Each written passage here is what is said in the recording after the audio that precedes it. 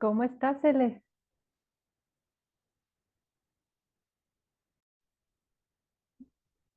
Ya estoy. Hola, hola, qué gusto verte de nuevo. ¿Cómo has estado? Todo bien por acá, emocionada por la charla. Y Excelente. Ajá. sí, sí, básicamente eso. En verdad, gracias por la oportunidad. Ha sido muy chévere poder hacer la investigación, preparar el tema, así que muy emocionada con poder compartirlo hoy día. Claro, y sabes, ahorita está como muy el tema de la ética y todas estas cuestiones que tocan mucho a las humanidades, justo porque ha ido avanzando tanto esto que de repente nos quedamos, como, ¿y ahora dónde, ahora qué es lo humano? Entonces, Totalmente, totalmente, es súper interesante mm, eso. Voy a tratar de tocar varios puntos, profundizando en ejemplos bien precisos para poder dar un panorama general de la situación y ahí, bueno, de las preguntas que considero deberíamos realizarnos los que somos partes de humanidades, pues, ¿no? ok. Entonces, va a ir por ahí un poco. Excelentísimo. Bueno, pues vas a proyectar alguna presentación. Te voy a hacer coanfitriona para que puedas Ya. tener poderes. Como- Entonces, te otorgo los poderes. Entonces, si quieres checar tu presentación, ver que todo funcione bien y ya para que les demos la entrada a la sala de espera y bueno, ya nada más conforme se vayan incorporando, pues les vamos dando la entrada, ¿no? Si gustas checar, si todo Sí. funciona bien. A ver, ¿cuál es? Y ahí a despedirme de Morena, porque al entrar como presidenta, en su momento hay que velar por el bienestar de todos.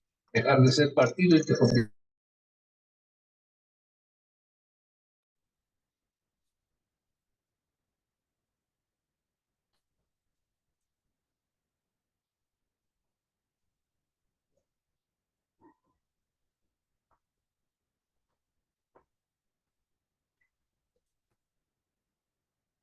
Hola, muy buenas tardes. Es un gusto para la Coordinación de Innovación de la UAM Coajimalpa darles la más cordial bienvenida a nuestro sexto ciclo de conferencias virtuales sobre innovación educativa, retos y desafíos para la implementación de recursos digitales en aulas presenciales, el cual forma parte de nuestro programa de capacitación docente trimestre 24I. A través de la jefatura del proyecto de innovación docente, les agradecemos mucho por acompañarnos la tarde del día de hoy. Agradecemos mucho la asistencia del maestro Joaquín Hernández Velázquez, nuestro coordinador de innovación. Nuestro sexto ciclo de conferencias virtuales sobre innovación educativa está enfocado en generar un espacio académico para el diálogo y la reflexión a través del intercambio de experiencias y aprendizajes obtenidos sobre los distintos retos y desafíos relacionados con la aplicación de recursos digitales destinados a respaldar la enseñanza en el ámbito de la educación superior presencial. Esperamos pues que este espacio sirva para compartir conocimientos y experiencias que nos permitan generar nuevos enfoques y propuestas de aplicación de todas estas herramientas digitales en el ámbito educativo. En la conferencia del día de hoy abordaremos el tema Filosofía en la era digital, navegando en la web 3 e inteligencia artificial. Nuestra conferencista de esta tarde es la maestra Alexia Celeste López Apuy, quien es especialista en creación de contenidos enfocados a la web 3. Ha sido parte de proyectos, empresas y comunidades como Brackless Dad, Platzi y Criptoamigos Lat, entre muchos más. Actualmente es fundadora de Criptocuriosas, comunidad de mujeres en la web 3, Aprende, Facilita e Inspira y Expo Sound. Organizadora de eventos con alcance internacional, experiencia en el área de manejo de los social media. Versátil y apasionada en las áreas del conocimiento, escritora, editora de ensayos, discursos y artículos académicos, y sus intereses preferidos son la tecnología blockchain y la filosofía política. Maestra Alexia, es un gusto que nos acompañe nuevamente aquí en nuestro ciclo de conferencias. Adelante con su presentación. Bueno, buenas noches. Muchísimas gracias por la presentación, por la invitación. Es un grato honor volver a estar acá dando un poco de la información que tengo. Quiero iniciar, aclarar de que esta exposición, la idea no es tanto quizás decirles como estas son las cosas, estos son los hechos, sino que quiero mostrarles las cuestiones y preguntas que considero son importantes que nos hagamos, los que están metidos en educación, los que están metidos en humanidades, docentes, maestros, etcétera. Entonces, para esto me gustaría iniciar, antes de iniciar como tal la presentación, que le diéramos un enfoque quizás un poco distinto al que se le suele dar a todas estas tecnologías emergentes, que yo también fui parte de hacerlo, de quizás tener un poco de recelo frente a esta interconexión que está habiendo del ser humano con estas tecnologías, y en vez de quizás tenerle un poco de miedo o desconfianza, que ahora la juventud, los niños, etcétera, están utilizando inteligencias artificiales como por ejemplo la más común ChatGPT para poder, no sé, realizar sus tareas, etcétera.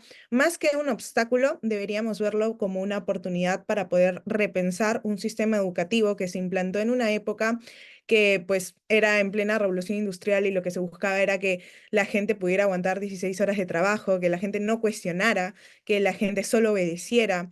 Y ese es el sistema educativo que hasta el día de hoy seguimos implantando. De hecho, es el único sistema que no se ha renovado desde el momento que lo pusimos. Entonces nos enseñan a ser bastante mecánicos, pero ahora la inteligencia artificial es quien es mecánico y de una forma muchísimo más efectiva que el ser humano, ya que el ser humano puede ser bastante inteligente, bastante crítico, sin embargo, pues es bastante lento a la hora de procesar, valga la redundancia, procesos, a diferencia de la inteligencia artificial, que pues tiene una fuerza bruta, por decirlo así, una automatización de procesos bastante veloz, pero carece de lo que es el pensamiento crítico. Esto también lo vamos a ver un poquito más adelante, pero lo interesante es que se abren nuevas oportunidades en la educación para que el individuo pueda cuestionar, para que ya no haga el trabajo de, oye, no sé, averíguame cuáles son los planetas que hay en el sistema solar o en nuestra Vía Láctea, sino, oye, tomando en cuenta cuáles son las características de Marte, ¿tú cómo crees que se podría sobrevivir el ser humano? Como cuestiones más que nos enseñan a pensar. ¿Por qué? Porque también algo que es cierto es que estas tecnologías están evolucionando tanto, cambiando tanto, que es como cuando uno se compra el iPhone 15 y acaba de salir ya ahorita, hace unos días, el iPhone 16. Entonces tú no has terminado de pagar tu teléfono que te has comprado y ya salió un modelo nuevo. Lo mismo pasa con estas tecnologías y a la hora de educar. Entonces una pregunta que se abre mucho es, ¿cómo educamos para tecnologías que aún no existen? Y la clave está justamente en la idea del pensamiento crítico, de enseñar a desaprender, enseñar que hay distintos métodos de hacer las cosas, porque algo que se veía mucho en el colegio también era como, mira, no sé, las fracciones, etcétera, solo hay un método de hacer las cosas. La idea con las inteligencias artificiales es que vamos a tener en la mano una clase de maestro que te muestra distintos métodos de hacer las cosas, entonces quizás la idea ya no es como de haz la fracción, sino prueba con estos dos métodos y tú crea un tercer método a raíz de ellos. Como que la idea es estimular el pensamiento crítico de nuestros jóvenes y al mismo tiempo poder aprovechar la globalización para poder, digamos, estos distintos métodos que se están dando. Bueno, nada, entonces quiero que empecemos de ahí, que la exposición parte de ahí, cambiar el enfoque de simplemente ver, por más de que sé que acá la mayoría somos teóricos, cambiar el enfoque de ver netamente la teoría, sino la teoría aplicada en práctica y ahí poder, digamos, desmarañarla. Creo que hay tres posibilidades muy grandes que se abren a raíz de la inteligencia artificial, que son la personalización de la educación, que lo vamos a ir viendo un poquito más adelante qué significa esto de la personalización con los algoritmos, que es un gran apoyo para los docentes, porque inclusive, de hecho, hay inteligencias artificiales que te permiten ver cuánto de ChatGPT ha usado un trabajo. Entonces, y aparte, con el tiempo, o sea, la idea no es que la inteligencia artificial te va a dejar sin trabajo, sino que si tú no te adaptas y no sabes utilizar la inteligencia artificial a tu favor para facilitarte las cosas, pues vas a estar en desventaja. Pero no es tanto que la inteligencia como tal sola va a quitar trabajo, sino que va a crear nuevos trabajos, porque lo que estamos viendo para muchos es una cuarta revolución industrial. Entonces, pues vamos a ver también un poco más adelante en la exposición por qué y cómo es que están afectando distintas formas de organización. Y por último, la optimización de la gestión educativa, ya que también permite bastantes facilidades que si uno sabe cómo aprovecharlas, pues al final termina siendo más producente que contraproducente. Recordemos que la tecnología es siempre una herramienta, entonces no es buena, no es mala per se, todo está en el uso que uno le dé y el uso siempre va a radicar en la educación. Entonces, no nos va a servir de nada tener una tecnología que puede cambiar muchísimas cosas si realmente no le damos el verdadero foco que se merece.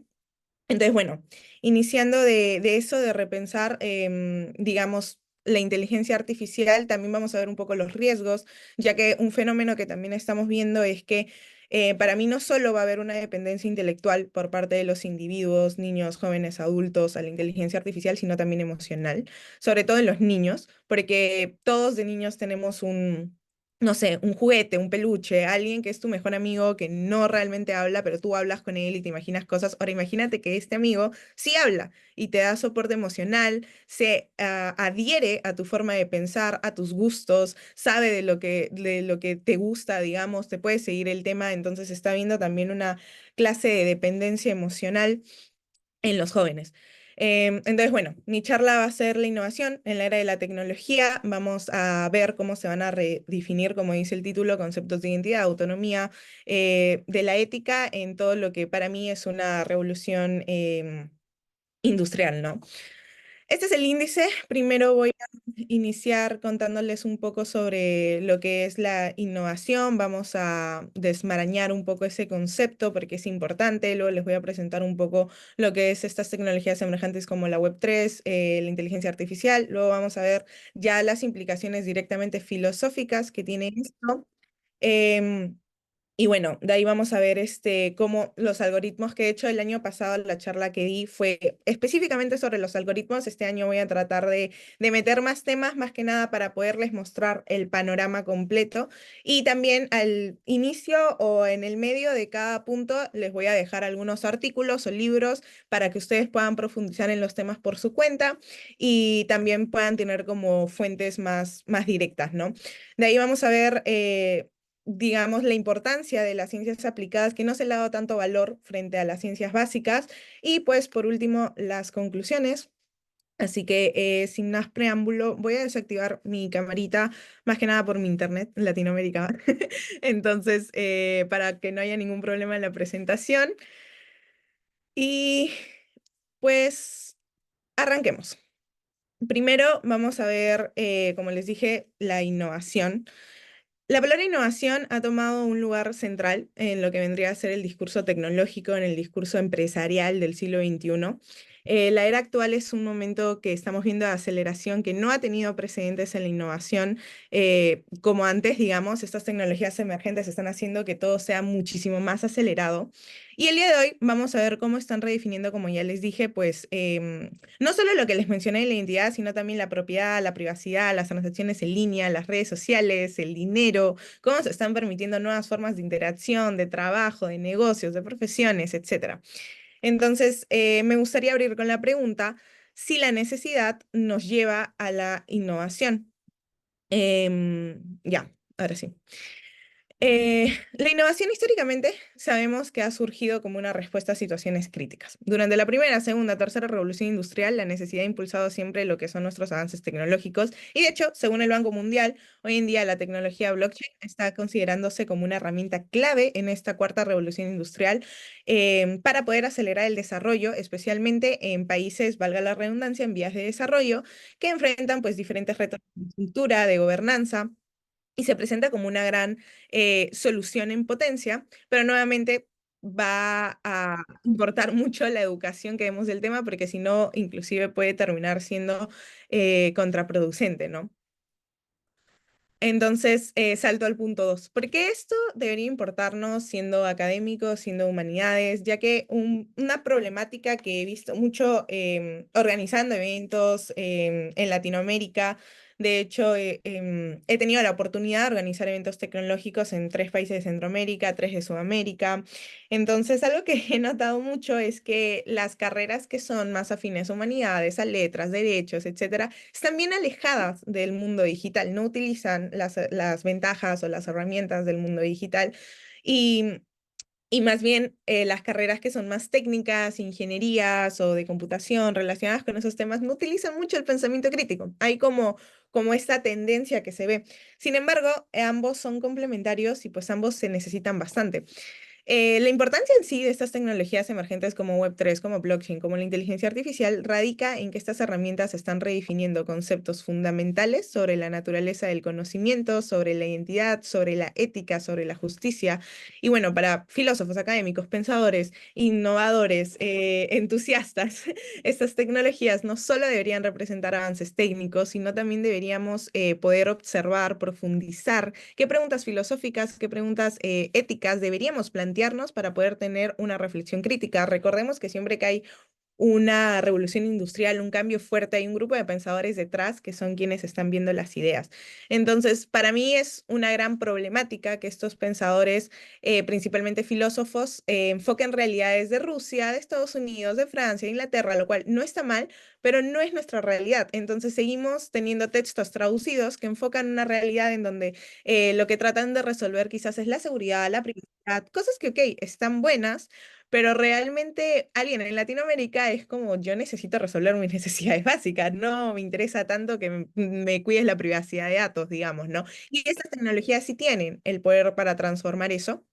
No solo están transformando lo que son industrias tradicionales, sino que también le están dando lugar a nuevas profesiones, a nuevas formas de trabajo, nuevas formas de organizarnos, que realmente apenas podíamos pensar hace una década. Está avanzando la verdad rapidísimo en cuestiones de un año, entonces no sabemos acá 5 años qué tan interconectados vamos a estar con todas estas tecnologías, o sea, inclusive la idea es que no existan los teléfonos, sino que todo esté conectado al cuerpo humano. Ya tú tengas como una visión de las cosas con las gafas o quizás tu cerebro esté conectado a un chip en Bluetooth que ya existe, que ahorita se están haciendo muchas de estas pruebas, por ejemplo, lo de Neuralink en parapléjicos, etcétera. Entonces están cambiando muchísimas cosas.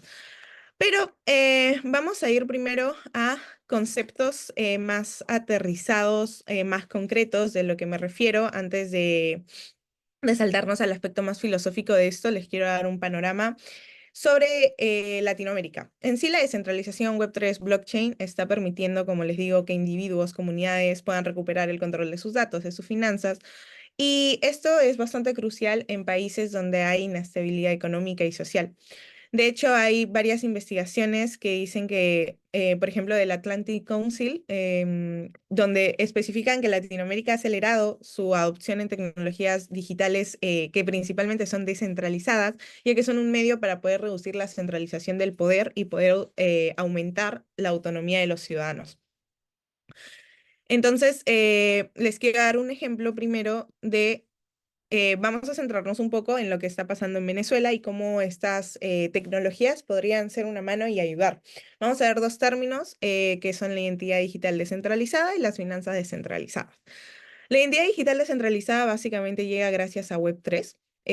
Lo que significa es que los ciudadanos pueden tomar un control de su identidad digital sin depender de entidades gubernamentales o corporativas que se encuentran centralizadas y que por tanto tienden a ser corruptas, ya que inclusive va en contra de temas como censura, ya que, por ejemplo, ahorita, no sé, plataformas como Google, como Facebook, pues sabemos que censuran a diestra y a siniestra según lo que los gobiernos les ordenan. De hecho, hace unos días, no sé si vieron, pero Mark Zuckerberg salió a decir que en el 2020 básicamente habían censurado un montón de información, de estudios, de artículos sobre el COVID que no estuvieran de acuerdo con la narrativa que iba con la del gobierno de Biden.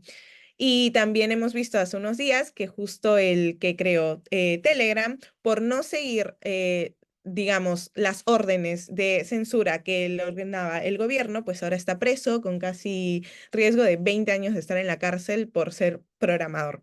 Entonces vemos que evidentemente los gobiernos no es nada nuevo, siempre ejercen un poder sobre las tecnologías, sobre las herramientas. Entonces, esta palabra descentralización va a ser muy importante, ya que, por ejemplo, podemos usar redes sociales descentralizadas que solucionan de cierta manera el tema de censura, pero también de privacidad, porque las plataformas pasan a ser un intermediario. O sea, cuando todo este cambio de Web3 llega, que ahorita es lo que estamos viviendo, que son todas estas aplicaciones descentralizadas, etcétera, es muy interesante porque cuando inicia Web 2, que es por ahí en el 2004 más o menos, que inician las redes sociales, que ya inicia como Internet fuerte, fuerte, que en donde tú puedes interactuar y ya no solamente eres un observador como digamos en la Web 1.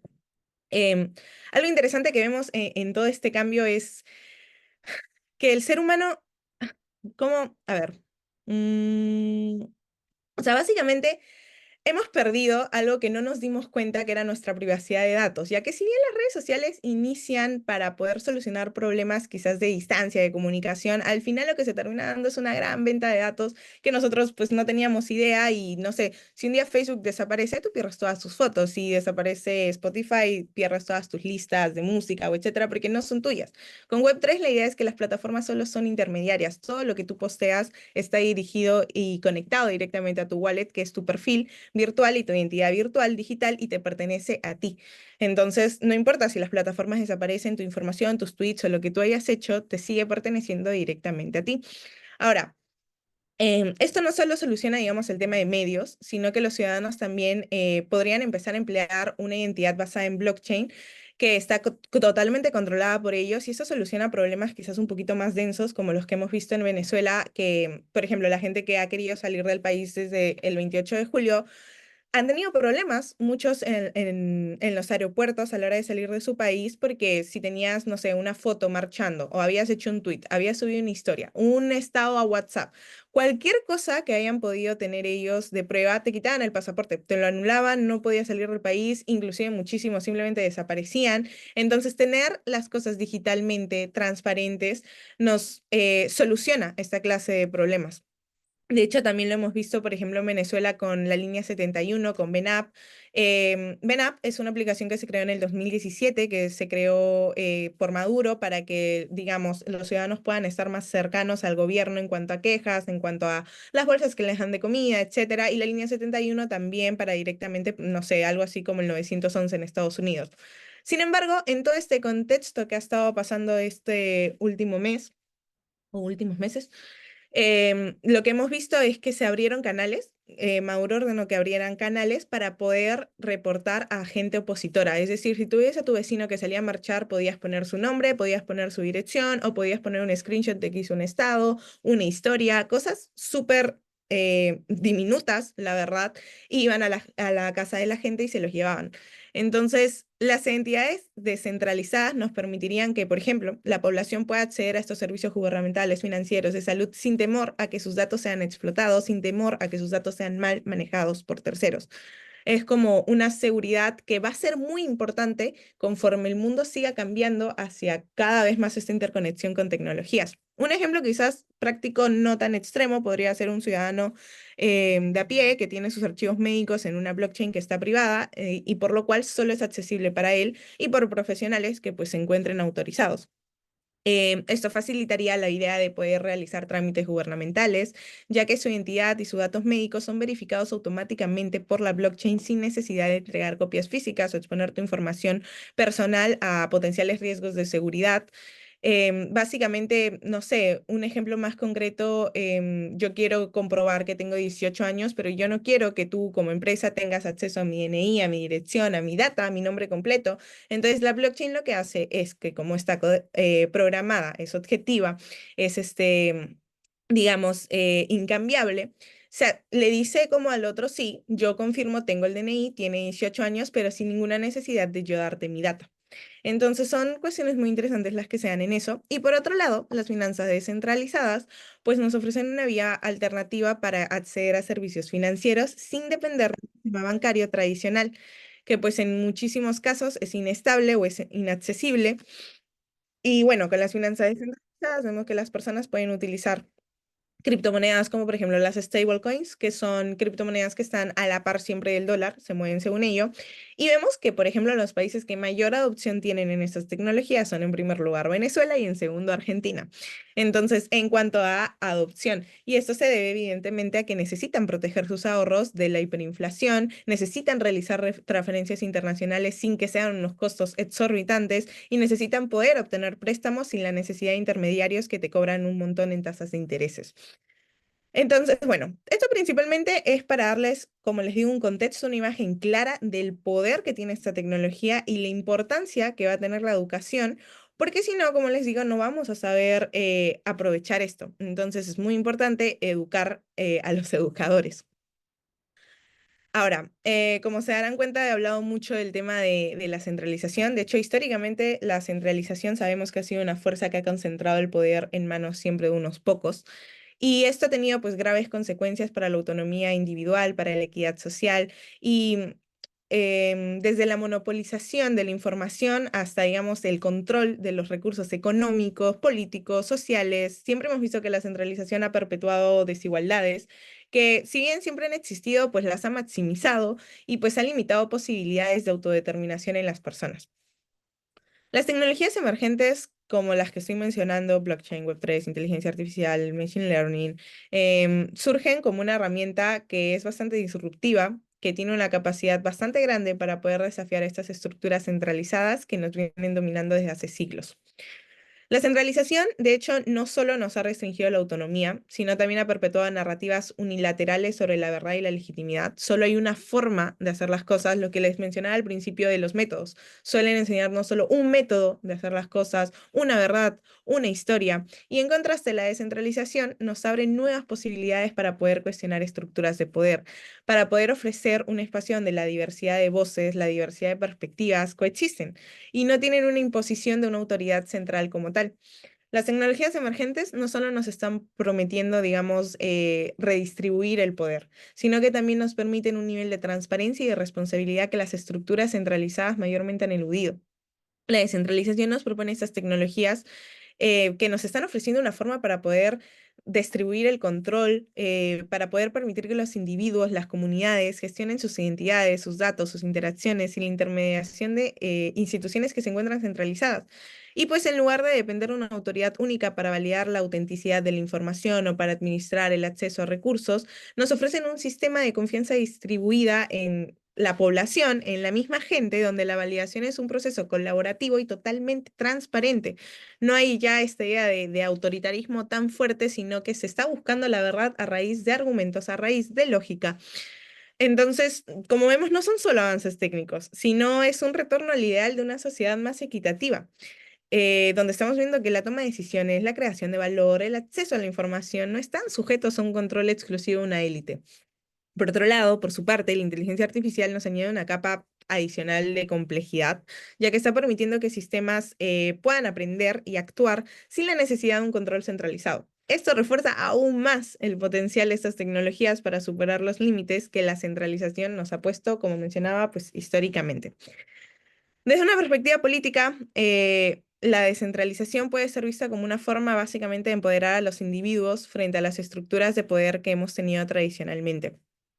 Y acá ya le salto al punto 3 y entramos a las implicaciones de la filosofía. Literalmente yo era este gatito cuando inicié en esto, porque al ser algo tan emergente no encontramos tanta información. Por eso mismo también lo que yo quiero es dejarles estos cuestionamientos, porque creo que es importante que todos los vayamos desarrollando y los tengamos en cuenta a la hora de impartir clases, a la hora de desarrollarnos en un rubro de humanidades, hacer investigaciones, etcétera. Básicamente estamos viendo que es un entorno donde la Web3, la inteligencia artificial, se está entrelazando.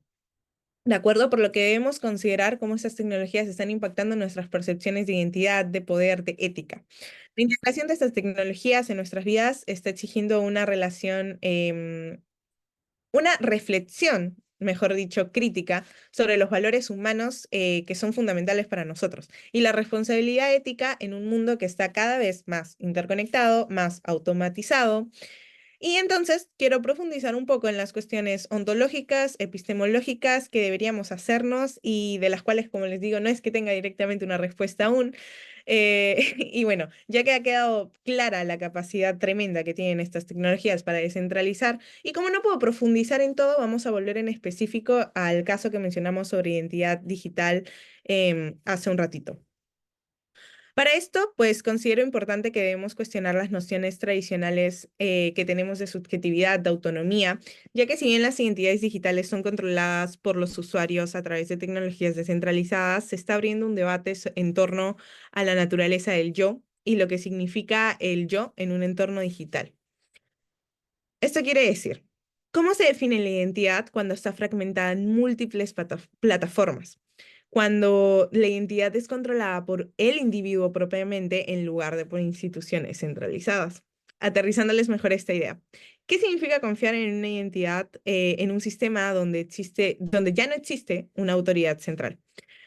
¿Cuáles vendrían a ser sus consecuencias? Ya que es un cambio bastante fuerte que no hemos visto en ningún sistema previamente. Ahora, también la descentralización en general considero que nos está obligando a reconsiderar las relaciones que teníamos de poder y autoridad, ya que esto también escala, por ejemplo, a lo que son los sistemas de organización, ya que ya no se están viendo como una jerarquía tan fuerte, sino que se están empezando a ver de forma horizontal, también se están empezando a ver de forma remota, ya no se miden tanto las horas de trabajo, sino los resultados. Entonces están cambiando nuestras formas inclusive de organizarnos, de trabajar. Ahora, vemos que la inteligencia artificial, por otro lado, lo que nos plantea son preguntas bastante profundas en torno a la naturaleza de la mente, en torno a la conciencia, ya que a medida que los algoritmos influyen en nuestras acciones, pues surge una pregunta sobre nuestra autonomía, que es, ¿somos realmente agentes libres o estamos siguiendo recomendaciones del sistema que optimizan nuestras decisiones según los cálculos sobre lo que, digamos, entre comillas, es mejor? Esta intervención tecnológica lo que sugiere es una forma de clase de servidumbre voluntaria. Am, un ejemplo más concreto, por ejemplo, sería un mundo feliz. Básicamente es algo parecido a lo que estamos viendo, ya que estamos cediendo nuestra libertad a cambio de estar más cómodos, a cambio de una personalización bastante, bueno, valga la redundancia, personal hacia uno mismo, que se siente como exclusiva, y generando un control, pues, tecnocrático, básicamente. Pero bueno, esta parte la vamos a ver un poquito más adelante, en realidad, pero lo interesante de esto para mí es que nos está obligando a repensar qué es lo que nos hace humanos. Antes de saltar esta parte, em, básicamente, lo que estamos viendo es la pregunta de que, bueno, si las máquinas pueden realizar tareas que antes eran exclusivas del ser humano, inclusive temas de arte, ¿qué nos está diciendo esto sobre la cognición y la inteligencia? De cierta manera nos está obligando a reconsiderar qué nos hace netamente humanos, cuál es nuestra esencia. Y son preguntas que hemos dejado muy de lado en los últimos años, entonces es bastante interesante cómo la inteligencia artificial nos está obligando a vernos de frente de nuevo ante estas preguntas, que si bien evidentemente muchísimos académicos no han dejado de lado, en masa la mayoría sí. Entonces, la capacidad que tienen esas inteligencias artificiales para, digamos, tomar decisiones autónomas, también nos están introduciendo otras cuestiones más dirigidas hacia la agencia moral. Me explico. ¿Realmente podríamos considerar una inteligencia artificial como un agente moral? ¿O simplemente sigue siendo una extensión de sus creadores? Aunque no parezca, este cuestionamiento es muchísimo más complejo de lo que parece, ya que hay casos reales en donde lo podemos ver y se están reflejando en dilemas prácticos, como por ejemplo veamos los vehículos autónomos. Básicamente los vehículos autónomos tienen que tomar decisiones críticas en segundos. Y estas decisiones nos están planteando preguntas sobre la moralidad, sobre la responsabilidad, sobre la justicia. En sí, ¿qué criterios morales deberíamos seguir en situaciones como, por ejemplo, cuando, no sé, va a tener que elegir entre atropellar a un peatón que justo es un niño o poner en riesgo a los pasajeros, que pues son los dueños y a los que se debe la empresa al final? Entonces, literalmente estamos viendo el dilema, por ejemplo, del tranvía que se está volviendo real. Y por eso, pues, recalco, estos dilemas no son solo técnicos. Como verán, realmente son profundamente éticos, ya que si la inteligencia artificial, pues, debe seguir principios éticos que están preprogramados, ¿quién determina estos principios? ¿Cómo garantizamos que estos principios sean justos, sean equitativos? En el caso de que un auto autónomo se equivoque, ¿quién es responsable? ¿Los programadores, la compañía, el sistema de inteligencia artificial? Vemos que su capacidad para aprender, para evolucionar, nos plantea si es posible establecer un marco ético de forma fija o si necesitamos una ética tan flexible como la misma inteligencia artificial. Y ahora voy a saltar a el tema que manejo un poco más, que fue justo de lo que tuve la oportunidad de dar la charla el año pasado, que son los algoritmos, ya que los algoritmos al final son los que están detrás de todo esto que les estoy comentando. En sí, los algoritmos se podría decir que viven en fusión a correlaciones. Mientras nosotros, los seres humanos, pues experimentamos el mundo a través de causalidades. ¿Qué quiero decir con esto? ahí justo me apareció este meme y dije, wow, re preciso. Básicamente los algoritmos, especialmente aquellos que son impulsados por la inteligencia artificial, están diseñados para identificar lo que son patrones y correlaciones en grandes conjuntos de datos. Básicamente, funciona analizando vastas cantidades de información, buscando relaciones estadísticas entre variables que pueden quizás no ser inmediatamente evidentes para el ser humano, pero estas correlaciones sí le permiten, digamos, a los algoritmos hacer predicciones sobre nuestro comportamiento humano.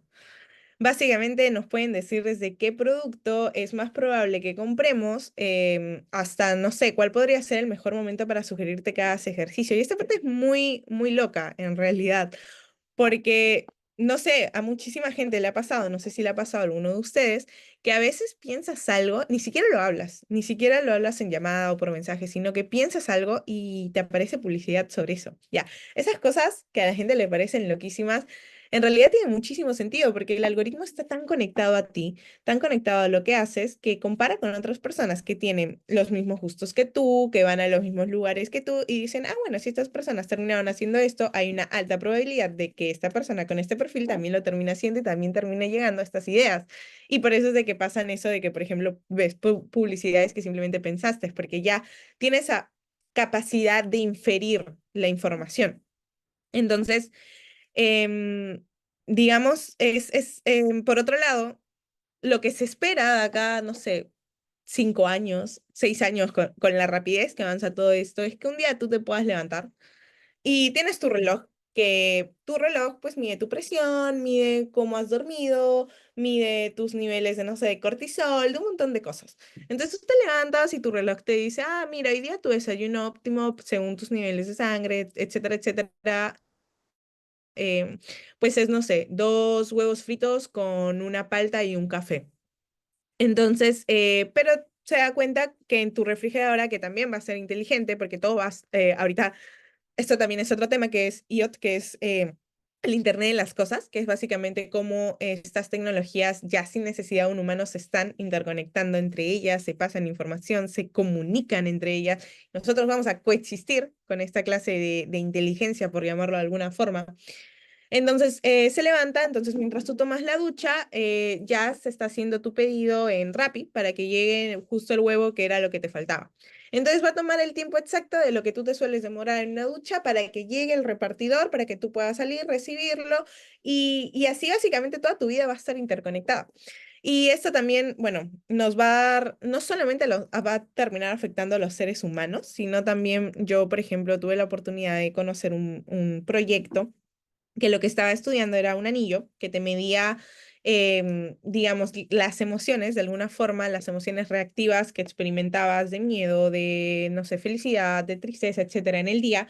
Pero la idea no era que se utilizara este anillo, esta tecnología en seres humanos, sino que se pudieran utilizar en animales marinos.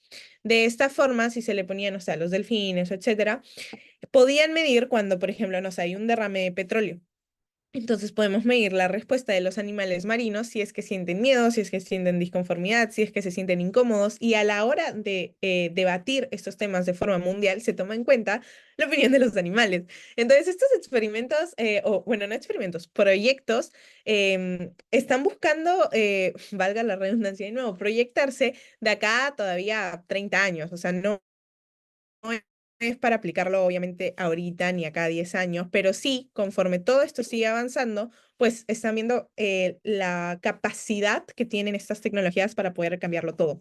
Entonces, nada, en verdad, estas correlaciones permiten a la tecnología, como les decía, ver desde qué producto es más probable que puedas comprar hasta cuál podría ser el mejor momento del día para que hagas ejercicio y cuál es el mejor momento en el que vas a tener más energía y vas a rendir más, optimizar más, etcétera. Sin embargo, un algoritmo no puede inferir como tal la razón por la cual algo ocurre. Solo detecta la repetición de los patrones. En contraste a nosotros, los seres humanos, que interpretamos el mundo principalmente pues en términos de causalidades. ¿A qué me refiero? A que buscamos siempre entender las razones detrás de por qué ocurren las cosas, estableciendo una relación directa de causa y efecto. Por ejemplo, un sistema algorítmico de contratación puede identificar correlaciones en el historial laboral de un candidato y poder predecir su éxito, pero no puede identificar ni analizar las circunstancias personales o las circunstancias sistemáticas que nos llevaron a esos resultados. Esto definitivamente nos plantea un reto, pues aunque la decisión puede ser estadísticamente sólida, no está contando con la profundidad o el contexto de la causalidad humana que nos ofrece y que pues es bastante importante. Ahora, vamos a ver ciertas problemáticas que yo he podido detectar. Vamos a ver en específico pues estas cuatro bastante por encima, no voy a profundizar mucho en ellas, más que nada se las quiero presentar. Primero vamos a ver lo que vendría a ser la paradoja de la personalización y personal.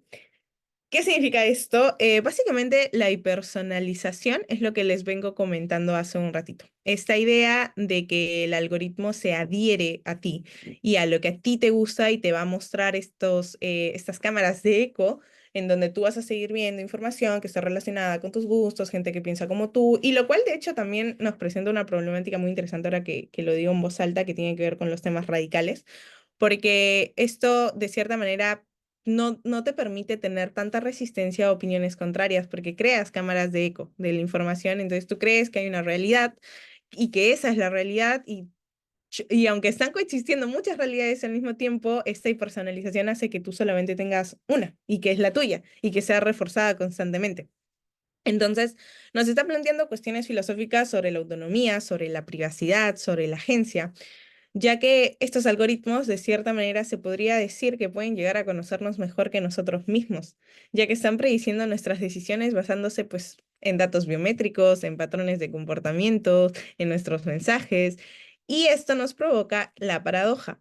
Al personalizar nuestras experiencias, nos están en realidad despersonalizando, ya que nos están tratando como conjuntos de datos en lugar de como individuos complejos que somos. Y pues esto nos puede llevar a una alineación de nuestras propias decisiones. De hecho, también algo que una vez, por ejemplo, en una discusión, escuché en un debate que me pareció muy interesante, es que le preguntaban al ponente cómo iban a hacer en algún momento cuando, por ejemplo, ya todo el mundo, no sé, esté metido con el transhumanismo, tenga un chip implantado y haya gente que no lo quiera tener y cómo van a ver estos choques, ¿no?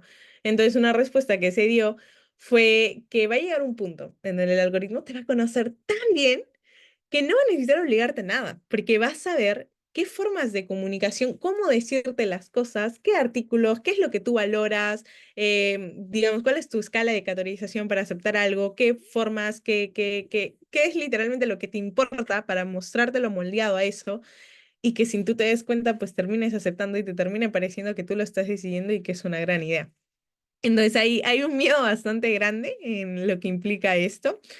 Pero, aunque los algoritmos pues, pueden predecir estos comportamientos y sugerir acciones, repito, carecen de la profundidad contextual, carecen de la comprensión humana. Y esta despersonalización, digamos, derivada de la dependencia de correlaciones en lugar de causalidades, nos puede comprometer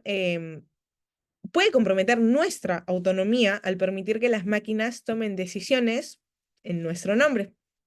El segundo punto son los algoritmos y la identidad fragmentada. Ese también es un tema bastante interesante. Me gustaría saber que de alguno de estos puntos se profundizaron después trabajos, etcétera. Porque, bueno, básicamente la fragmentación que estamos viendo de nuestra identidad mediada por algoritmos está desafiando la noción que teníamos de un yo más estable. Eh, Básicamente la capacidad de los algoritmos para personalizar experiencias en función de nuestro estado emocional, de nuestro estado físico, desafía la idea de una identidad coherente. Desde una perspectiva filosófica, esto nos sugiere que nuestra identidad se ve fragmentada por la intervención de sistemas que constantemente moldean nuestras decisiones. Si nuestras acciones están en cada, digamos, no. Eh, si nuestras acciones están cada vez más mediadas por sistemas que nos conocen mejor que nosotros mismos o que otras personas, que nos conocen mejor en momentos específicos sobre cómo vamos a reaccionar, etcétera. ¿Qué significa realmente ser uno mismo? De hecho, acá hay un libro que no lo puse, me olvidé, pero ahorita me estoy acordando, que habla sobre esta idea, lo profundiza bastante Harari en 21 lecciones para el siglo XXI. Entonces, si quieren profundizar en ese tema, ahí también me olvidé poner el libro, pero pueden buscarlo. El siguiente punto es la ética y la privacidad, que también, ¡ay! Se me movió todo. ¿Dónde estaba? Acá. Ya, la ética y la privacidad. Básicamente, cuando los algoritmos conocen aspectos íntimos de nuestras vidas, surge un dilema ético sobre los límites del conocimiento, sobre los límites de la privacidad. La vigilancia íntima, donde se nos está monitoreando nuestros estados internos, donde se nos monitorea qué pensamos, qué nos gusta, qué no, donde inclusive dicen que las cámaras están activadas de nuestra laptop o sí se sabe que constantemente el audio de nuestro teléfono sí está prendido y eso es lo que le vende los datos o sea, le permite a Google, a las redes sociales vender nuestra data y saber nuestras opiniones, etcétera. Em, Básicamente, pues nos está planteando un gran riesgo para la autonomía personal. Y esto puede influir además, digamos, las decisiones que nosotros tomamos de forma sutil y está erosionando nuestra capacidad de, pues, actuar realmente libremente. Entonces, de acá también quiero saltar al siguiente punto, que es el riesgo de la deshumanización y transhumanismo, que en verdad estos puntos son para profundizarlos un montón. Daría como para dar una charla de cada uno de estos pequeños subtítulos porque son bastante fuertes, ya que esta, digamos, hipersonalización algorítmico nos está llevando, como vemos, a una deshumanización donde pues los individuos se ven reducidos a objetos de análisis. Pero no solo eso, sino que en el contexto del transhumanismo, el transhumanismo, no sé si han escuchado este término, pero básicamente aboga por buscar una mejora en las capacidades humanas mediante la tecnología. Entonces, no solamente se usa, digamos, la tecnología para solucionar problemas de, no sé, por ejemplo, esto de Neuralink, ¿no? Que se está experimentando mucho con gente parapléjica que no puede moverse y que puede controlar ahora el teléfono, la tecnología solo con el cerebro, ¿no? Solo con mirarlo, lo cual es algo bastante loco. Pero también no solo se está limitando a eso, ¿no? A ponerle, no sé, piernas mecánicas a la gente que no tiene, etcétera, sino que se están utilizando para sobredotar las capacidades que ya tenemos propiamente humanas. Por ejemplo, una de las cuestiones que se abría era en récord Guinness.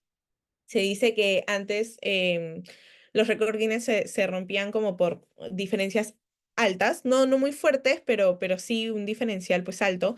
En cambio ahora es por milímetros, por microsegundos. Entonces se está viendo que el ser humano está llegando a su limitación biológica.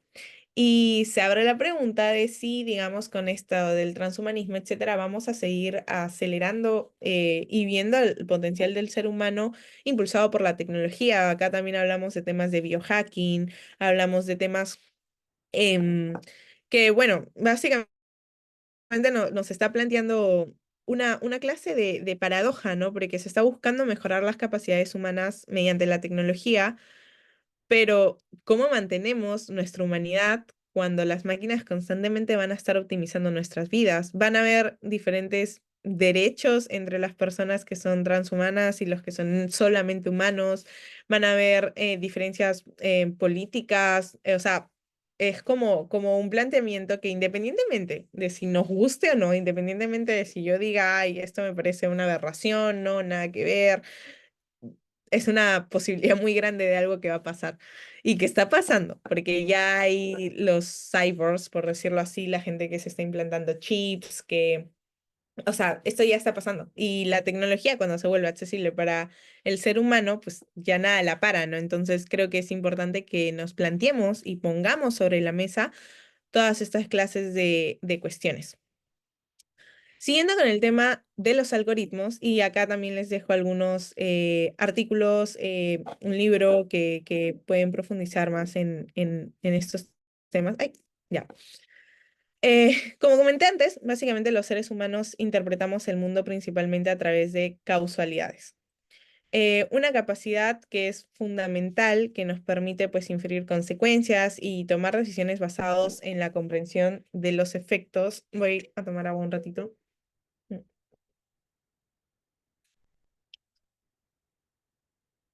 Básicamente, desde la infancia, aprendemos a reconocer estas relaciones de causa y de efecto.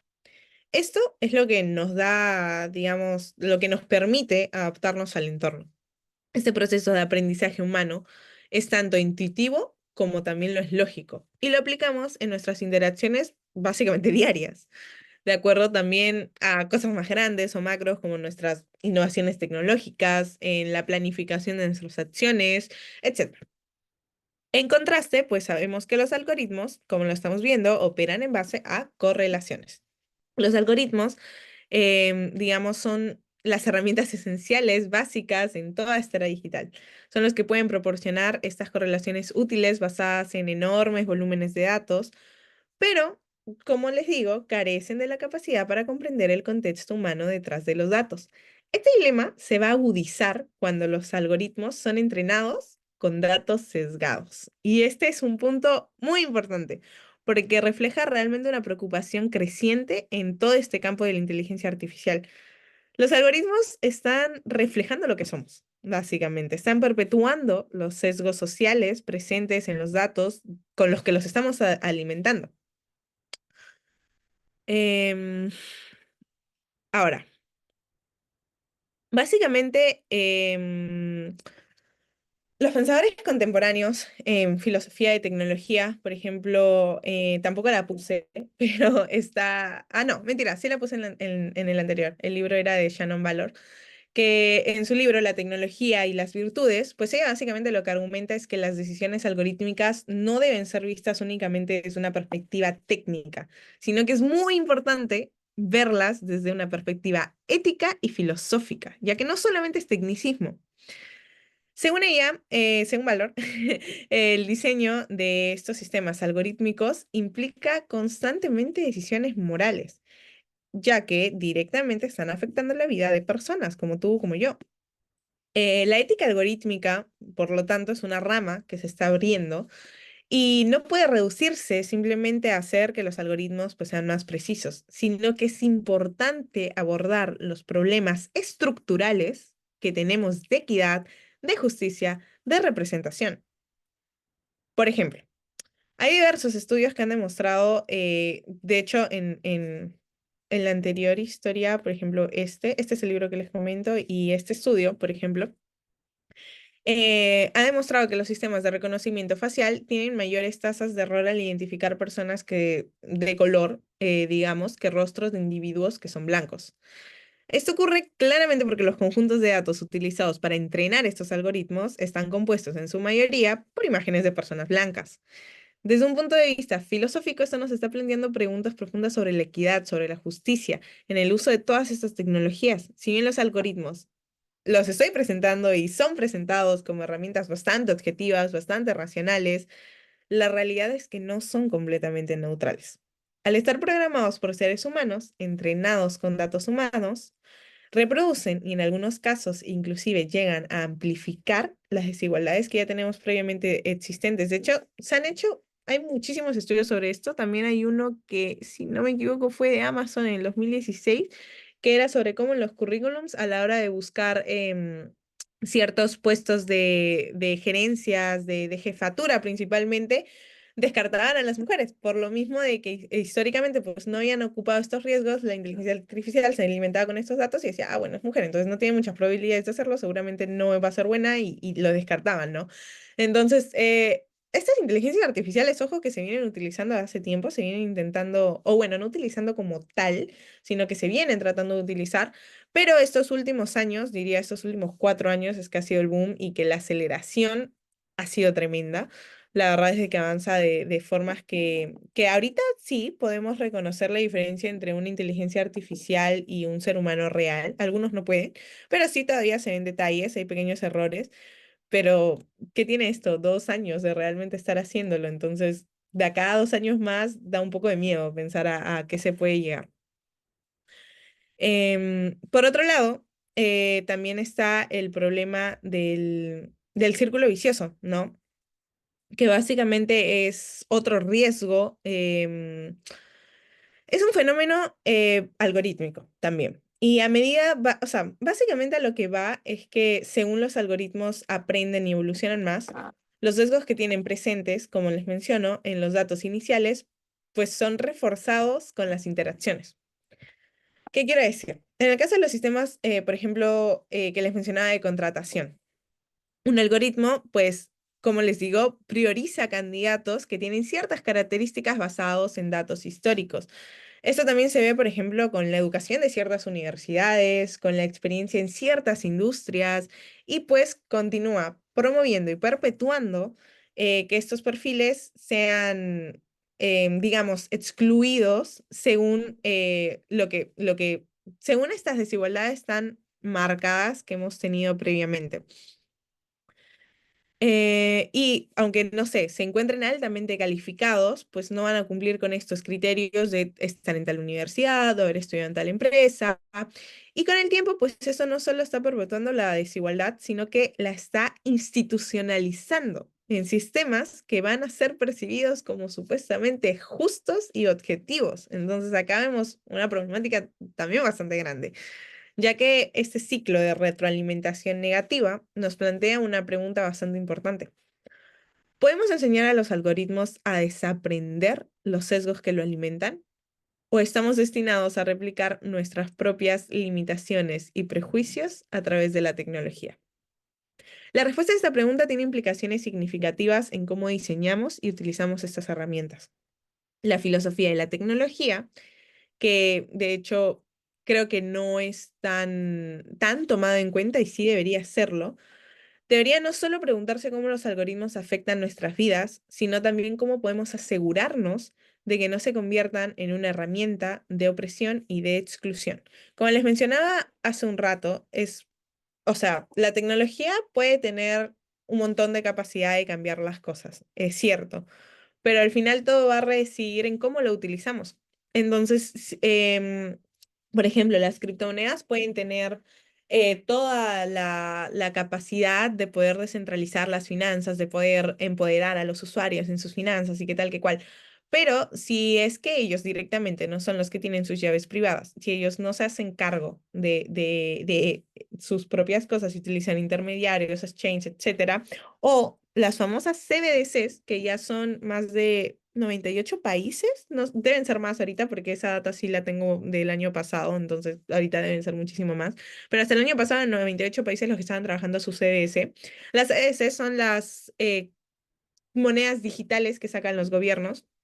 Sin embargo, pues esto da riesgos, como por ejemplo en China. Ellos tienen monedas digitales en donde hay un sistema que en base a si tú compras un producto nacional, pues tienes más puntos. Si tú lo compraste internacional, te restan puntos. Si tú tienes, o sea, si te juntas con alguien que tiene un bajo puntaje, también te bajan puntaje. ¿Y qué significa esto? Que luego pagas más impuestos, que luego pagas más altos los costos de servicios. Entonces hay un control por parte de, digamos, los gobiernos y las grandes empresas, porque repito, la tecnología no es buena ni mala per se.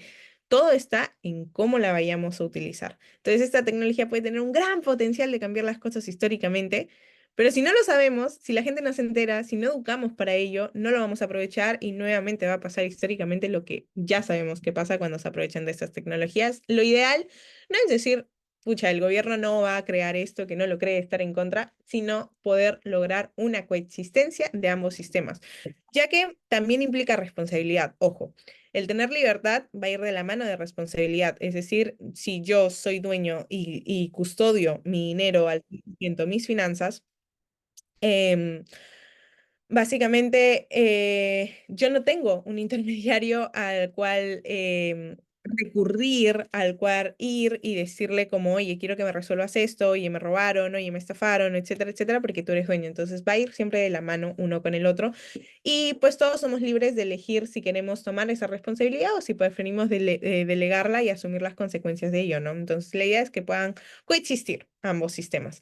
Y acá me voy al punto central de todo esto de cierta forma, que es la educación, por lo que creo estamos todos acá. Eh, Como les mencionaba, voy a hablar un poquito sobre la prioridad de las ciencias aplicadas, ya que todo este análisis de cómo los algoritmos operan a través de correlaciones, todas estas paradojas de personalizaciones impersonales, nos están resaltando una necesidad urgente: la integración de principios morales y una comprensión profunda en la formación de quienes crean y gestionan estas tecnologías. Entonces, vamos a ver la importancia de la educación y la prioridad directamente de las ciencias aplicadas.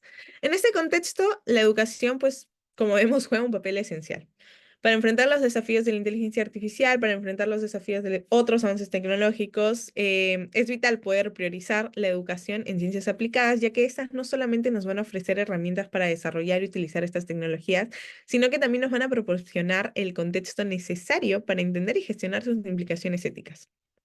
Mientras que las ciencias mientras que las ciencias básicas ofrecen fundamentos teóricos, las ciencias aplicadas nos van a permitir la implementación práctica y la integración de soluciones éticas y efectivas en el mundo real. La educación en ciencias aplicadas debe ser entonces el centro de nuestras estrategias educativas, asegurando que los futuros desarrolladores, investigadores y tomadores de decisiones no solo posean el conocimiento técnico necesario, sino que también tengan una sólida comprensión de los principios éticos y morales que van a guiar su trabajo.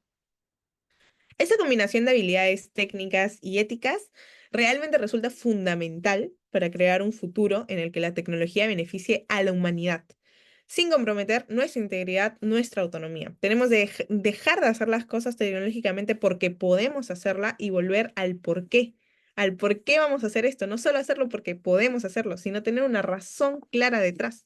Recordemos que si bien los algoritmos pues, pueden aprender de los datos que reciben, tienen una falta de juicio moral. Subraya esto un vacío en su capacidad para tomar decisiones éticas. Y este vacío plantea la pregunta de si es posible dotar a las máquinas de una forma que la inteligencia incluya una comprensión ética genuina. Los algoritmos en su forma actual simplemente reproducen lo que están observando sin un marco de referencia moral. Y esto nos está haciendo evidente la necesidad de una clase de ética algorítmica que pues guíe guíe, mejor dicho, su programación y su aplicación.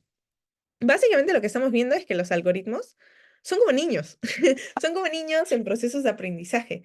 Literalmente, al igual que los niños, los algoritmos aprenden observando y replicando comportamientos, con la diferencia, y nuevamente enfatizo, que carecen de un marco moral y ético que guíe sus decisiones. Un niño pequeño sí puede desarrollar un entendimiento de lo que es correcto, de lo que es incorrecto. Un algoritmo simplemente lo va a reproducir en base a patrones basados de los datos que recibe. No va a tener ninguna comprensión del contexto ni de las consecuencias. Y esto nos va a plantear si realmente, pues, se les puede considerar inteligentes en un sentido moral. Y nos está desafiando a todos los que están relacionados en humanidades a considerar cómo delegar decisiones éticas a máquinas que carecen de un juicio moral. Y dado que estos algoritmos aprenden de nosotros, pues es imperativo que la solución, de cierta manera, que se encuentra es que nuestros datos con los que los alimentemos no solo estén reflejando nuestra realidad, sino que reflejen nuestros ideales éticos. Esto requiere un enfoque bastante proactivo en la en la curación de datos y en la programación de algoritmos para que sean capaces de detectar y de corregir sesgos en lugar de seguir replicándolos. Y pues aquí es donde directamente introducimos este concepto de ética algorítmica, donde los algoritmos van a ser programados para reconocer sus propias limitaciones y buscar activamente la corrección de sus sesgos. Esta definitivamente es un área emergente de la filosofía de la tecnología que requiere una profunda reflexión y un profundo y exhaustivo desarrollo. Y ya para terminar, por fin, y vendrían a ser las conclusiones. Bueno, ya hemos reflexionado sobre toda esta dinámica actual y lo que podemos argumentar es que estamos en medio de una transición histórica comparable a revoluciones industriales pues anteriores, Vemos que la necesidad impulsada por la escasez y los desafíos globales están catalizando una gran ola de innovación que no ha tenido precedentes, una gran ola de adaptación, sobre todo de tecnología sumamente rápida. Y pues esta nueva era está prometiendo no solo transformar la economía, sino también va a transformar las estructuras sociales, las relaciones laborales a escala global. Tecnologías emergentes como Web3, blockchain, inteligencia artificial están desempeñando un papel crucial en América Latina, canalizando el ingenio local de forma creativa y eficiente para enfrentar problemas contemporáneos, como de hecho lo han hecho las revoluciones del pasado. Sin embargo, el avance hacia una mayor automatización y la toma de decisiones basada en algoritmos nos plantea preguntas profundas sobre la identidad, sobre la libertad. A medida que los algoritmos recopilan y analizan grandes volúmenes de datos personales, surgen interrogantes sobre si estos sistemas podrían predecir nuestras acciones mejor que nosotros mismos. Y esto, como hemos visto, pues nos desafía nuestra concepción que teníamos de autonomía y nos está planteando la cuestión de si estamos creando tecnologías que nos sirvan o que eventualmente nos van a terminar definiendo. La convergencia de estas tecnologías nos obliga a reconsiderar la relación entre tecnología y humanidad. Es decir, estamos ante una verdadera transformación que redefine las estructuras de poder y la evolución social, o simplemente estamos asistiendo a una evolución de las mismas dinámicas bajo una nueva apariencia tecnológica. Este proceso nos está exigiendo una profunda reflexión para asegurarnos que las herramientas tecnológicas estén alineadas con los valores humanos fundamentales, que podamos seguir promoviendo la dignidad, la justicia, la autonomía.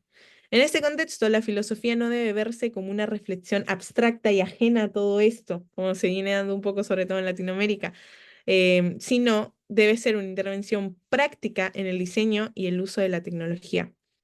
Creo que como pensadores, innovadores, filósofos, debemos estar atentos a los sesgos y limitaciones de los algoritmos y trabajar activamente para crear una ética que guíe su desarrollo.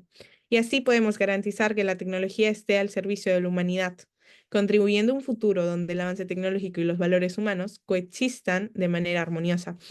Y por esa razón también quiero felicitarlos al estar acá, porque en verdad creo que es muy importante que en Latinoamérica empecemos a poner estas preguntas sobre la mesa, empecemos a abordar estos temas, a cuestionarlos, a profundizarlos.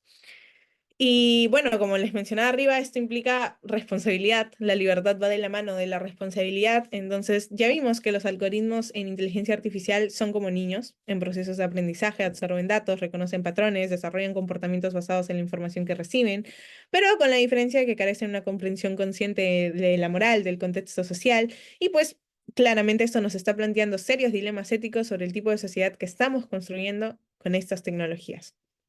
En conclusión, para terminar, es fundamental recordarles que al operar y basar nuestro sistema digital en algoritmos, estamos lidiando con entidades que carecen de una comprensión consciente de la moralidad. Y esto nos está obligando a los seres humanos a repensar qué significa ser consciente, qué significa poseer inteligencia en un mundo donde las máquinas están asumiendo funciones que antes eran exclusivamente de nosotros. Y bueno, con eso cierro.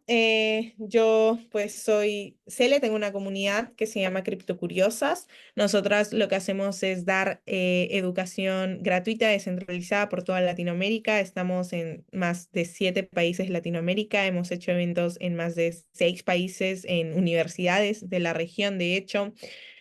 Buscamos empoderar a las mujeres. La comunidad es abierta para cualquier persona que se quiera educar. Tenemos podcast, blog, hacemos eventos presenciales, workshops. De hecho, ahorita estamos llevando un workshop que es sobre cómo la gobernanza con estas tecnologías está cambiando, cómo la gobernanza, los gobiernos, etcétera, o sea, la forma que tenemos de ver la gobernanza está cambiando de una forma más transparente. O sea, básicamente está resolviendo los problemas de la corrupción que solemos tener, de tergiversación de fondos, y cómo podemos utilizar estas tecnologías para, pues, cambiar estas cosas, ¿no?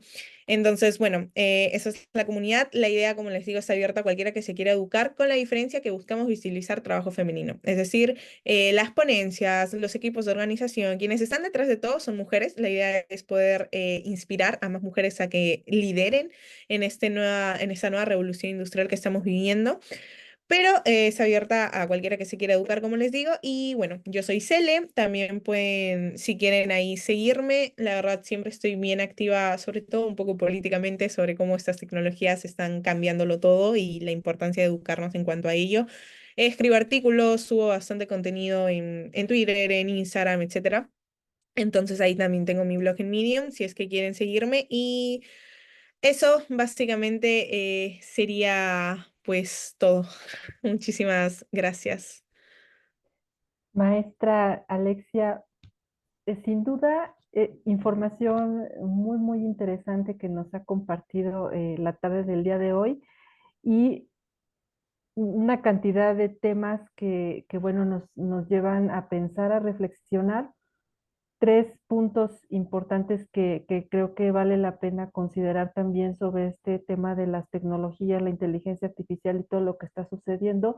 Hay un punto quiero iniciar con esto que casi no se menciona, pero es el costo medioambiental de la tecnología, ¿no? Es un punto por ahí que de repente se pasa por alto, no sabemos o no tenemos o no queremos mirar qué pasa con el medio ambiente y cuánto nos va a soportar, ¿no? Toda esta Sí, infraestructura tecnológica que se está desarrollando. Dos, es el tema del mercado. O sea, el tema de la tecnología, los desarrolladores, programadores van por un lado, y es bien cierto que es mucho mercado y entonces nos deja en mucha desventaja, tanto a nivel de costo social, de costo político, ya, y bueno, pues lo educativo, pues ya ni qué decir, ¿no? Entonces, son, digamos, como estos puntos, y el tercero, que es uno de los temas que se ha estado abordando aquí, que es el tema de la ética. O sea, no tenemos referentes éticos y digamos como que soporten todo esto que está pasando. Hay mucha preocupación, los debates son muy controversiales, hay opiniones muy encontradas.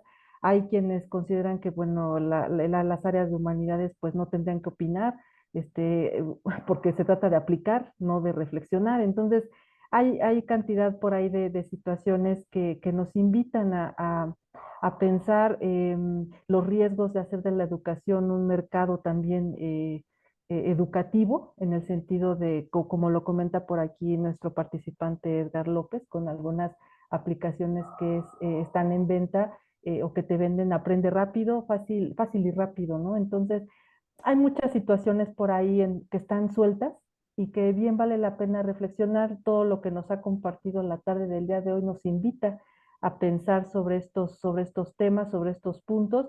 Y ahora sí, bueno, dejo la palabra a nuestros participantes si gustan hacer algún comentario, alguna pregunta para la maestra Alexia. Adelante.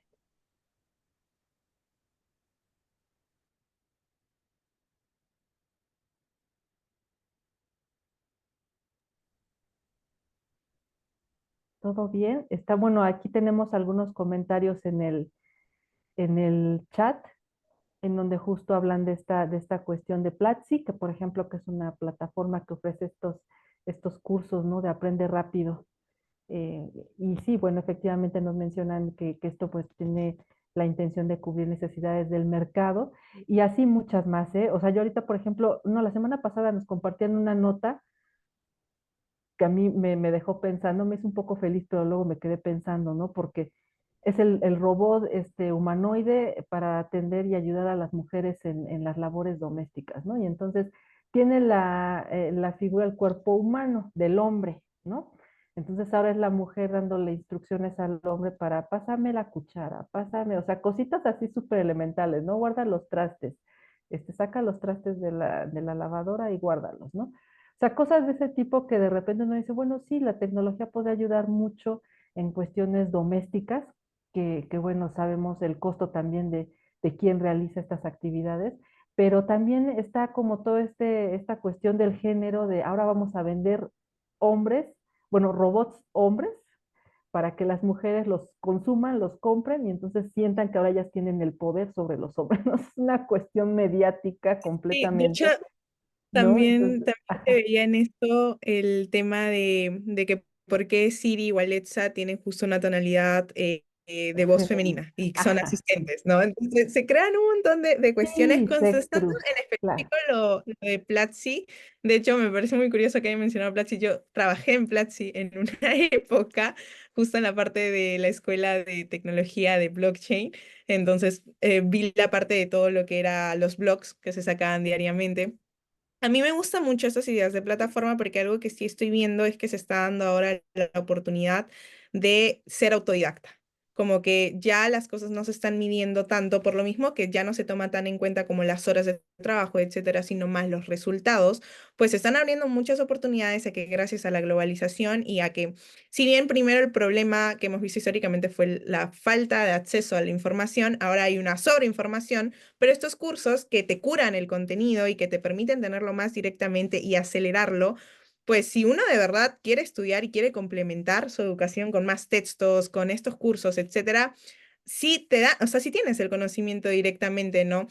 La cosa es cómo vamos a empezar a medir los diferentes, porque también, por lo mismo que estas tecnologías están haciendo las cosas más especializadas, como que ellos ya tienen esa capacidad de automatizar las cosas, lo que se está buscando en los profesionales es que ahora sean más multitasking, que puedan unir entre diferentes áreas, algo que una inteligencia artificial no podría hacer. Entonces, algo que se está buscando mucho en las profesiones es que se complementen con cosas que antes más bien buscabas especializarte en una rama en específico y ahora lo que se busca más bien es de que puedas unir diferentes cosas. Entonces, esa variación que se está viendo también en el trabajo es bastante interesante, Ah, pero creo que están interesante. alzando la Hay una mano. manita arriba. Sí, adelante, profesor. Gracias. Bueno, primero, muchas gracias por la charla, por la conferencia. Fue como dijo la maestra, muy eh,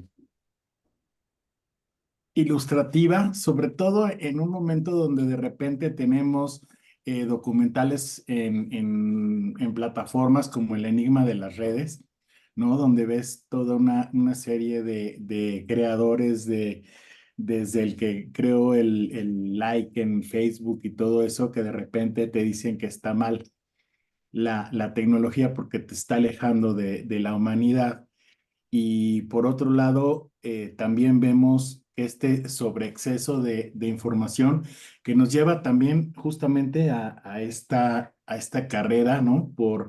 Sobre todo a los profesores, porque ya realmente estar al tiro, como se dice vulgarmente, con los chicos es complejo, porque mientras tú estás tratando de explicar un concepto con el cual se empezó a crear un medio audiovisual, por ejemplo, en mi caso, ¿no? Que estoy dando ahorita medios audiovisuales, de repente ayer estaba hablando del nacimiento de la televisión, disco de Nipkow y todo eso, y para los chicos no es importante, porque al final de cuentas ellos ponen cualquier cosa en su teléfono o en la computadora la tableta y ya están recibiendo esa información. Sin embargo, pues uno ya tiene que decirle, pues si te interesa más esto, métete a tal página o busca en este blog todas esas cosas.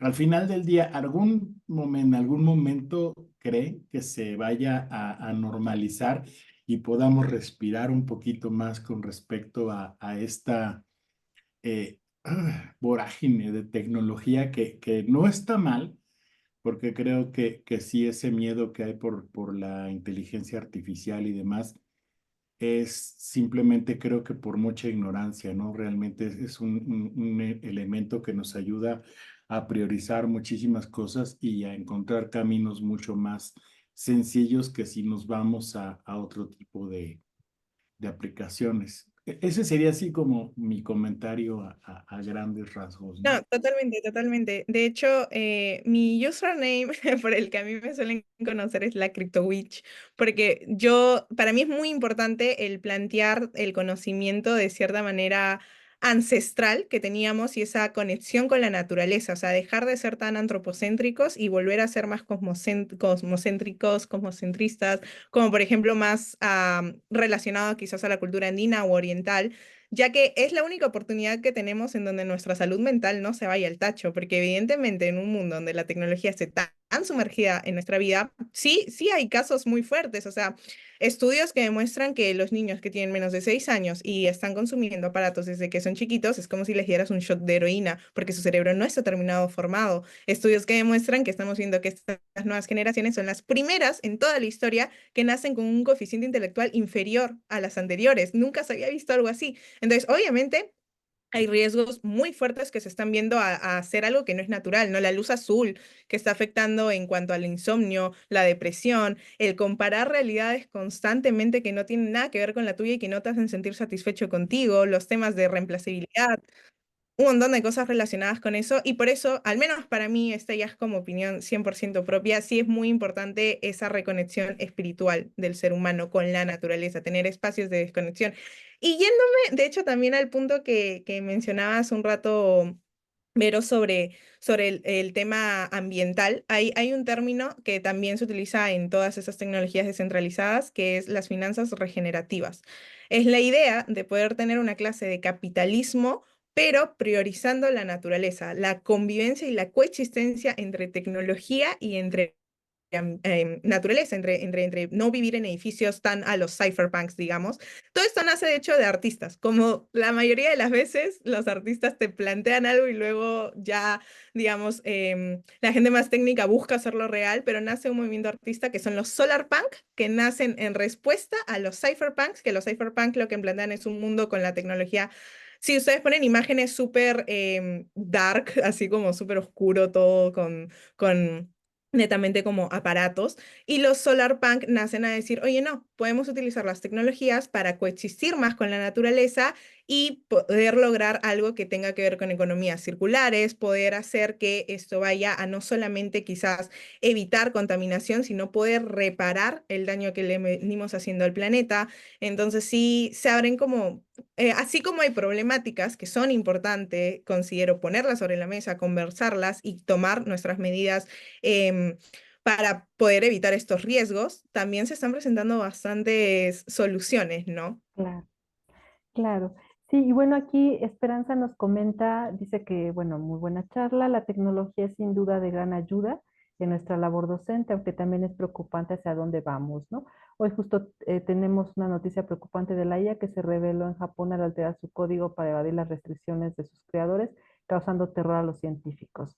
O bien la noticia de una escuela de Inglaterra que educa a través de realidad virtual y que ya no tiene profesores sino tutores, ¿no? Entonces, muchas cuestiones que están pasando, que están, hay que estar alertas. Yo creo que, como lo hemos comentado, los contextos son diferentes, o sea, tenemos realidades muy, muy diferentes y bueno, en Europa, en Asia, tienen ya un desarrollo mucho más avanzado. Nosotros por la región somos también más consumidores, entonces, bueno, pues tomarlo en cuenta y estar muy alertas. O sea, y sí creo que hay mucho riesgo, sobre todo al ir nada más como a tientas. O sea, de repente siento que las instituciones educativas avanzamos como a ver cómo hacia dónde sin tener como rumbos muy claros. Esto también es un gran riesgo.